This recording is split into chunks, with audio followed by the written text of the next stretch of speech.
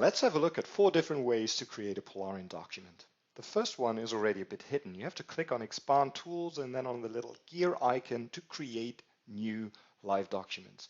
From there, you just add parameters like title and the type of the document, which defines the workflow, the directory in which the document should be created, and the work item types that you want to manage in the document. The prefix finally defines a common prefix for your objects within the document.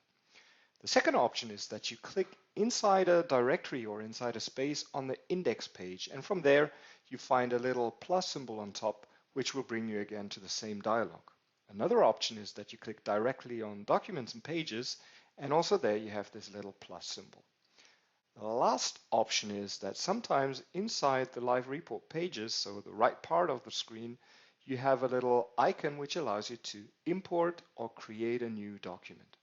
And that's all the magic for creating live documents.